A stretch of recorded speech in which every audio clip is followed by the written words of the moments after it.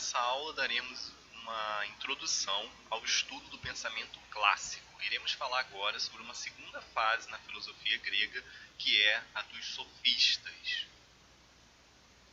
Nós já estudamos, a primeira fase da filosofia grega, que foi dos filósofos pré-socráticos, vimos lá desde do surgimento da filosofia, passando por Tales, todos aqueles filósofos pré-socráticos.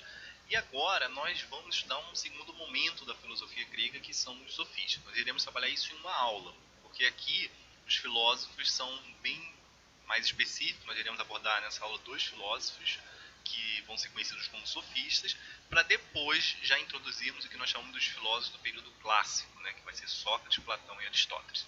Então, olha só, vamos aqui dar uma breve contextualizada com alguns questionamentos filosóficos para a gente poder introduzir então o conteúdo dessa aula.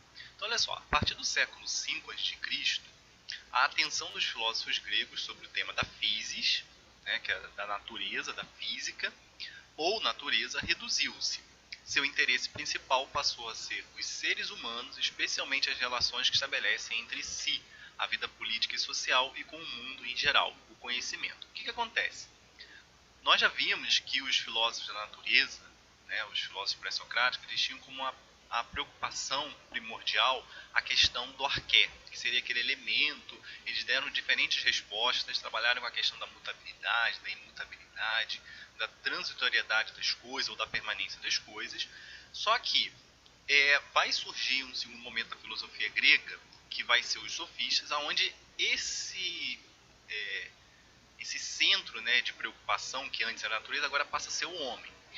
Essa preocupação não vai ser apenas dos sofistas. Nós vamos ver depois com os filósofos clássicos que também essa preocupação vai ser o eixo principal de pensamento dos outros filósofos do período clássico. Inclusive do período helenístico, que vai ser um quarto período que nós também vamos ver ainda, da filosofia grega. Basicamente a gente pode dividir então a filosofia grega nesses quatro momentos. A filosofia pré-socrática, o período dos sofistas, que nós veremos nessa única aula, o período clássico, basicamente os três grandes filósofos, que são Sócrates, Platão e Aristóteles, e depois o período helenístico, que nós iremos ver que já é um período mais tardio, já quase no final da antiguidade. Então, olha só, desenvolveu-se assim a filosofia clássica da Grécia Antiga, que marcou profundamente toda a história do pensamento da cultura ocidental. O que nós entendemos por cultura ocidental deve muito ao pensamento dos filósofos aqui gregos. Então, muita coisa que nós pensamos, a forma de ver o mundo, teve influência dos gregos. Quais serão os questionamentos básicos aqui que vão ser trabalhados nesse período clássico? Como é essencialmente o ser humano? Como são essencialmente as coisas? O que é o conhecimento verdadeiro? Como deve ser o governo da cidade? Como devemos viver? Então, essas aqui, basicamente, gente, essas perguntas aqui, nós podemos dizer que essa 1, 2, 3, 4, 5, essas 5 perguntas aqui vão ser as perguntas norteadoras de toda a filosofia que vai trabalhar do período da sofística até o período helenístico. Coloca aqui uma pintura, já uma pintura renascentista, tá? Detalhe da escola de Atenas, que foi feita ali entre 1510 e 1512 pelo pintor Rafael. Ele trata aqui o encontro imaginário entre os grandes pensadores da antiguidade. Então, nessa pintura aqui, o Rafael colocou vários pensadores da antiguidade. Destaque aqui para Platão e Aristóteles. Nós iremos trabalhar com eles depois, posteriormente. Platão apontando para cima, porque Platão vai desenvolver muita teoria das ideias, então ele vai trabalhar muito com o mundo inteligível, um mundo mais racional, que nós vamos ver isso com mais detalhes. E Aristóteles apontando aqui para baixo, mostrando que o foco dele era o mundo sensível, era o mundo onde nós podemos perceber através dos sentidos. Então, aqui nessa pintura, o Rafael ele faz uma posição entre uma ideia mais racionalista e uma ideia empírica. Depois nós vamos abordar esses termos com mais detalhes, quando entrarmos na filosofia desses pensadores. Mas aqui é só para dar uma introduzida, através de uma obra clássica, mostrar para vocês aqui uma representação dessas ideias. Agora, quem foram, afinal de contas, os sofistas? Atualmente, quando a gente fala sofisma, geralmente essa palavra tem um sentido pejorativo, está associado com falácia, com pensamento enganoso. E o sentido pejorativo que a filosofia da sofística vai ganhar deve-se muito às críticas que os filósofos clássicos vão fazer aos sofistas. No caso, mais especificamente, Platão. quem na verdade vai em praça pública começar a questionar os pensamentos dos sofistas vai ser principalmente Sócrates. Sócrates ele vai contrapor e vai questionar todo o pensamento dos sofistas, principalmente o fato deles cobrarem para ensinar. Os sofistas vão ser um grupo aqui que vão pertencer em geral à periferia do mundo grego. Eram professores, viajantes, que vendiam seus ensinamentos, então olha só, eles vendiam, empregando a exposição ou monólogo como método de ensino. Sócrates vai ser um filósofo que vai questionar muito o fato de eles cobrarem por causa dos seus ensinamentos e também porque os sofistas vão defender um ponto de vista muito relativista, aonde você não acredita em absolutos. Então a verdade para os sofistas não era algo como um valor absoluto. Então eles tinham uma mentalidade totalmente dualista, relativista. Então isso vai ser muito criticado por Sócrates nos seus monólogos que foram eternizados nos escritos de Platão. Então, alguns deles diziam-se mestres em qualquer assunto, por isso eram chamados de sofistas. Palavra de origem grega quer dizer grande mestre ou sábio, algo como super sábios. Nós já vimos que sofia é uma palavra do grego que significa sabedoria. Então, sofista significa super sábio, aquele que tem grande sabedoria. Eles ficaram conhecidos por esse nome porque eles diziam saber de tudo. Então, tudo mesmo, eles diziam ser capazes de ensinar desde você a fazer um pronunciamento político em praça pública até a produzir um sapato.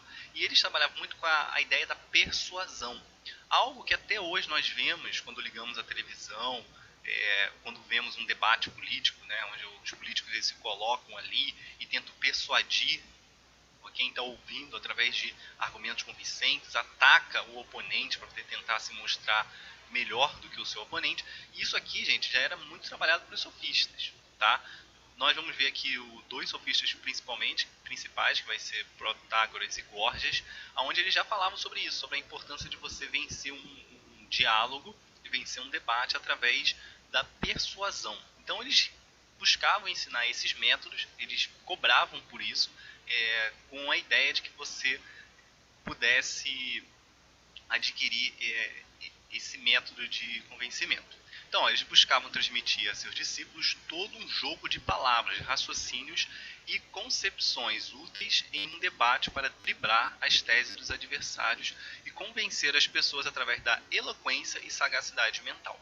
Então, aqui a palavrinha-chave do pensamento sofístico é a ideia da retórica. Retórica tem a ver exatamente com isso, com o diálogo, com a exposição organizada de pensamentos para você tentar convencer alguém. O termo sofista teve originalmente um significado positivo. Entretanto, com o decorrer do tempo, ganhou o sentido de enganador ou impostor, devido sobretudo às críticas de Platão. Foi o que eu disse logo lá no início. De início, a palavra sofista tinha um significado muito bom, um significado positivo. Só que, como eles cobravam por isso, e não tinham como um bem absoluto a busca da verdade, eles falavam que tudo poderia ser verdadeiro, dependendo da maneira como você abordasse isso. Nesse ponto, os sofistas até se parecem muito com o pensamento pós-moderno. Na pós-modernidade se critica muito a ideia de verdades absolutas e se coloca onde tudo pode ser verdade ou tudo pode ser mentira, depende de quem está vendo isso. Então é interessante aqui, estou fazendo um link com vocês, que a filosofia desse período da sofística ela foi muito retomada no período pós-moderno. Quando a gente estiver lá para frente, né, chegando lá entre o segundo e terceiro ano, vocês vão ver comigo um pouco da filosofia já do período da modernidade para a pós-modernidade, aonde vocês vão ver que muitos dos pensamentos sofísticos vão ser retomados. Essa ideia de que não existe uma verdade absoluta, de que tudo é relativo, de que tudo depende da forma como você enxerga a realidade, que não existem valores universais. Isso aí vai ser muito retomado numa filosofia mais contemporânea aí da gente. Então, olha só, desde então considerou-se sofística ou arte dos sofistas apenas uma atitude viciosa do espírito, uma arte de manipular raciocínios, produzir o falso, iludir os ouvintes, sem nenhum amor pela verdade. Verdade em grego se diz aletheia, que significa manifestação daquilo que é, o não oculto. Aletheia opõe-se a pseudos, que significa o falso, aquilo que se esconde, que lhe ilude. Os sofistas pareciam não buscar aletheia, contentavam-se com pseudos. Vocês certamente ouviram falar essa palavra pseudo quando nós falamos. Existem até em biologia muitos termos, se falando de animais, que aparece ser uma coisa, mas na verdade não é, ou até um pseudo-fruto. Existem alguns frutos que nós chamamos de pseudofrutos, são frutos que parecem ser fruto, mas na verdade não são. Toda vez que vocês verem a palavra pseudo, está se referindo a mentira, algo enganoso, algo que parece ser verdadeiro, mas na verdade não é. Então no grego, existem duas palavrinhas aqui ó, que eu deixei destacado, que é a aletheia, para verdade, e pseudo. Então quando você busca a essência verdadeira de algo, você está buscando a aletheia. Você está buscando a manifestação daquilo que é, aquilo que o objeto ou a realidade do ser se manifesta a você da sua forma plena. Então é aquilo que é. E pseudo é aquilo que é falso, aquilo que te ilude, aquilo que se esconde. Então, algo que você não consegue compreender, que não se mostra a você, nós chamaríamos de pseudo. Por isso, hoje se utiliza a palavra sofisma para designar um raciocínio aparentemente correto, mas que na realidade é falso ou inconclusivo. Então, sempre que vocês verem a palavra sofista em um texto, muitas vezes até numa redação, isso é até um termo interessante para vocês utilizarem na redação, muitas vezes vocês percebem, quando estiver lendo um texto, vocês vão perceber que a palavra sofista está sendo usada no sentido pejorativo, no sentido ruim, porque foi esse o sentido que acabou ganhando com o passar dos séculos. E quem vai criticar muito os sofistas, como eu já falei, vai ser Sócrates. Nós iremos trabalhar sobre Sócrates em uma aula específica, então vou trabalhar o pensamento de Sócrates com vocês em uma aula bem específica aqui, vou dar vocês um método socrático e tudo mais. Só que aqui eu só estou destacando, para você já se familiarizando aqui com Sócrates, é dele aquela famosa frase que todo estudante diz em dia de prova, né? Só sei que nada sei. Então, nós vamos ver o pensamento dele com mais detalhes para frente. Olha só, e quem seriam então esses sofistas, né? Eu coloco aqui os dois principais, são aqueles que geralmente quando vocês vão fazer prova do Enem ou os livros didáticos quando vão trabalhar, citam sempre esses dois, que é o Protágoras e Gorgias. Protágoras, temos aqui uma pintura, que é um detalhe de Protágoras de Abdera, feita em 1637, o filósofo viu-se obrigado a deixar a polis ateniense quando passou a afirmar que não é possível saber se os deuses existem. Vamos ver aqui com mais detalhes o pensamento de Protágoras. Ele, obviamente, como já falei para vocês, os sofistas não acreditavam em verdades absolutas. Então, inclusive a própria ideia de existir Deus, ou os deuses, né, porque os gregos eles eram politeístas, antropomórficos. Já falei para vocês que politeísta acredita em vários deuses, antropomórfico acredita que esses deuses tinham formas humanas. Então, o Protágoras ele vai chegar ao ponto de dizer o seguinte: não temos como ter certeza sequer se realmente Deus existe. Então esse era o pensamento de Protágoras. E obviamente numa cultura que mesmo já dominada pela filosofia e tudo mais, ainda havia uma religião muito forte. Então aqueles atenienses, né, que eram religiosos, vão colocar Protágoras para fora da cidade. Por sorte ele não morreu, né? Porque muitas vezes as pessoas eram condenadas à morte por negar os deuses da cidade na Grécia. Tanto é que Sócrates vai inclusive ser sentenciado à pena de morte por acusado de introduzir novos deuses por causa do seu método de questionamento, mas isso aí é objeto para nossa outra aula. Afinal de contas, quais seriam aqui os pontos fundamentais do ensinamento de Protágoras? Ele vai ensinar por muito tempo em Atenas, tendo como princípio básico de sua doutrina a ideia de que o homem é a medida de todas as coisas. Gente, gravem essa frase aqui, ó, o homem é a medida de todas as coisas. Porque esse pensamento ele vai ser retomado no período do Renascimento. Então, vocês estudam lá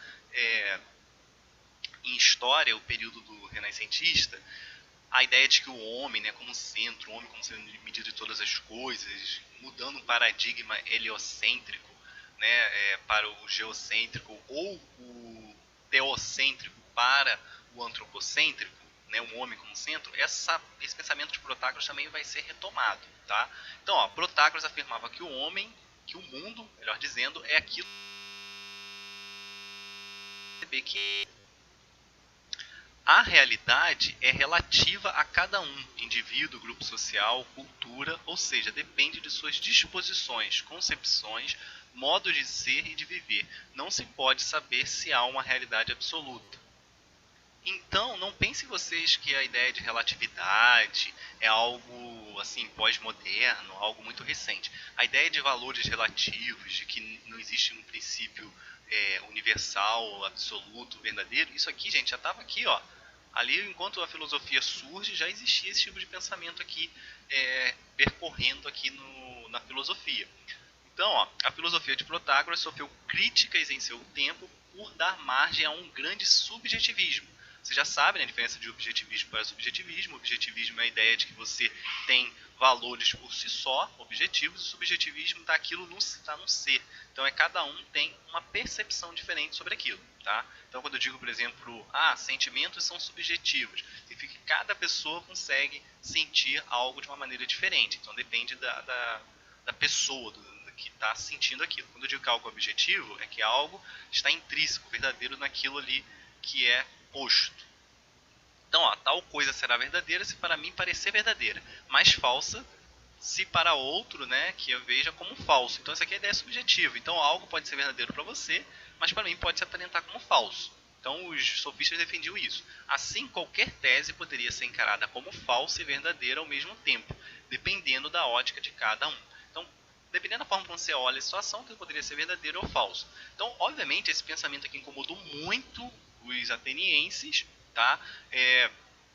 Não somente os atenienses, eu digo também somente os filósofos do período clássico, porque filósofos como Sócrates, Platão e Aristóteles, eles vão defender a possibilidade de você conseguir alcançar uma verdade absoluta.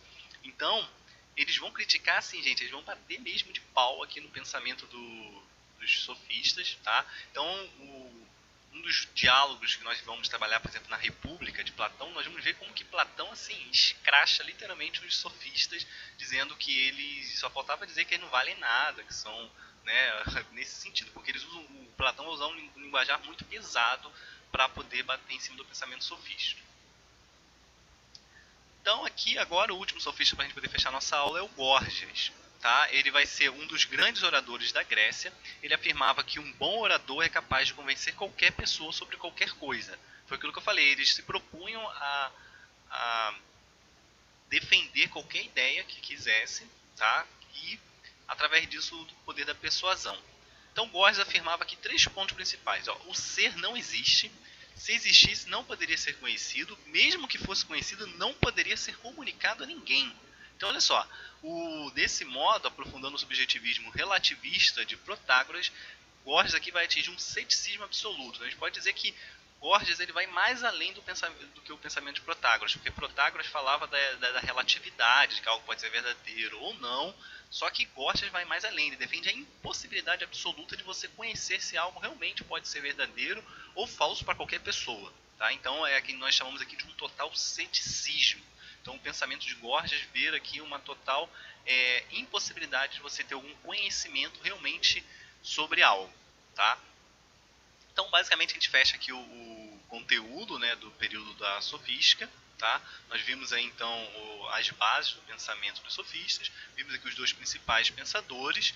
Depois nós vamos começar então a estudar o pensamento de Sócrates, que vai ser aquele filósofo que vai rebater esses pensadores. Tranquilo? Então, um grande abraço e até a próxima.